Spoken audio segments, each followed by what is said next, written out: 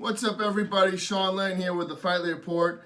And although we haven't done the in-studio podcast in a while, I am back with MMA News every week. So today is November 25th, and you are watching the Fightlete Report podcast, remote podcast from home. We're going over MMA news tonight. First thing up is UFC 257. McGregor versus Poirier 2 is made official for January 23rd at Fight Island. Huge news. Obviously, this fight has been talked about. It was only a matter of time before we got made. I'm looking to make it an international fight week, however, said Dana White.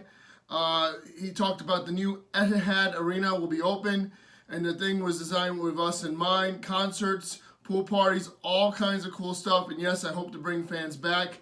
That's what I'm shooting for. Dana White also talked about bringing the arena to full capacity with everything going on in COVID-19. But in a more isolated place like Abu Dhabi, United Arab Emirates, maybe we will have fans back for this event. It's not in America, it's overseas at Fight Island. Interesting to note. Also, Dustin Poirier talked about whether the belt should be on the line with his fight with McGregor. He said, I think if Khabib's retired and not coming back, then I'm next in line for the title shot, and this could be a title fight. Could be the title fight. Poirier had told MMA Junkie earlier this week, this could be for the undisputed belt. I think that makes sense. Dana's saying one thing, Khabib's saying another. Who knows what the truth is, and time will tell. Of course, they're beating Nurmagomedov, now 29-0 after beating Justin Gaethje. And although Dana White says he may come back to become 30-0 for one more fight, to retire as 30-0, we don't know that at the time.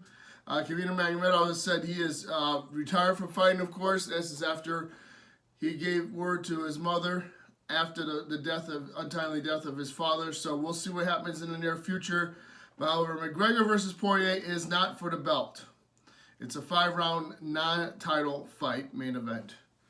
UFC 256 takes place December 12th, has undergone some dramatic changes as Peter Yan and Aljamain Sterling is no longer the main event. Yan pulled out. Instead, it'll be Davidson Figueroa against Brandon Moreno for the UFC flyweight title. Both are coming off victories at UFC 255 this month, last weekend. They're ready to go in less than 4 weeks removed. Both are healthy, and it'll be interesting to see, who comes out on top in this fight. Figueroa's a beast now with 2 straight finishes, looking really after that second submission win. Actually, it's 3 straight finishes, 1 knockout of Benavidez, and 2 submissions in a row. And Brandon Moreno looking to do well, build off the win of Brandon Royale and become the champion as well. Also, Tony El Kukui Ferguson will fight Charles Do Bronx Oliveira in the co-main event, which was originally slated to be Nunes versus Megan Anderson after champion withdrew. Ferguson first fights Gaethje and TKO'd him in May. It's his first fight since then. He was TKO'd, and that ended his 12-fight winning streak. While Do Bronx Oliveira is looking to make it 8 in a row with a win over Ferguson and become a number 1 contender for the lightweight title with a win. This is a huge news, guys. Big fight. I'm excited for it and can't wait to, get into UFC 256, which is December 12th. I think they still came out with a great card. Davidson Figueroa defending the belt 2 months in a row, which is like unheard of, right? The champion defending his belt. In less than a month at the next pay-per-view, but they had an open slot, and it definitely works. Figueroa, so he's staying in Las Vegas to train for this fight against Moreno, and he'll be ready to go. The fight was made shortly after UFC 255 and his big finish win, of course. And that was not the only big win, as Valentina Shevchenko defended the women's flyweight title in a 5-round co-main event against Jennifer Maia, and defeated her by unanimous decision in a one-sided fight. And it'll be interesting to see what happens for Shevchenko moving forward as well. We don't know who's next for her. I know she said she'd like to fight Nunes next. but we'll see if that Dana White makes that fight happen between both of them. And her sister Antonina Shevchenko also successful with a big finish in her fight as well. Now, we go to the heavyweight division. Francis Ngannou has said that he is the number one contender and the former title challenger is tired of waiting on the sideline for another title shot against the champion Stipe Miocic, who defended it this year. Francis Ngannou has talked about the fighting Anthony Johnson, however, who is fresh off becoming, back to the UFC potentially. This could be a big fight. Rumble Johnson is a guy I respect a lot. I know him as a person. I admire him as a person. It would be great to share the octagon with him, no matter if it's for the title or not, since Ngannou looking like he's ready to fight and not waiting for Stipe Miocic, but we'll see what happens. AJ McKee defeated Darrion Caldwell at Bellator 253.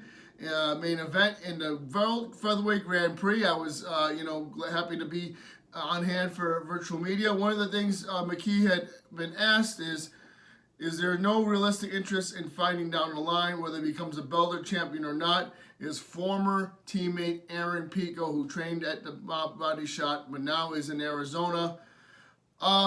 He said, we both need $100 million, we'll talk about it. Of course, that money is never going to be offered in an MMA fight. He was laughing about it, flipping the bird and saying that him and Pico, although they're not teammates, remain good friends, and there's unlikely a chance they fight each other. Of course, we know that AJ McKee is going to be weighing the winner of Patricio Pitbull, the world featherweight champion, and Emmanuel Sanchez when that bout takes place, hopefully in January at the Bellator Featherweight Grand Prix semifinal. Then we can get to the final where AJ McKee will take on the winner of either Pitbull Freire or Emmanuel Sanchez. It's going to be exciting news, so stay tuned for the fight. We're covering Bellator. All right, also, a passport issue has prevented Zaglas Zhumagulov from facing Amir Albazi in a flyweight bout at the upcoming event UFC Fight Night Las Vegas, which takes place at the Apex. The bout is expected to be postponed to a later date. And of course, UFC Fight Night Vegas takes place this Saturday. Make sure to check out the Fightlete Report as we will be covering it in person. We'll be doing our usual thing for UFC Vegas, and we'll be doing go to fightlete.com. We'll have the results. It's Curtis Blades versus Lewis, and check out my next video where I'm going to give my predictions for this fight card as well. So this is Sean Lennon, the Fightlete Report with MMA News coming at you. Check out fightlete.com.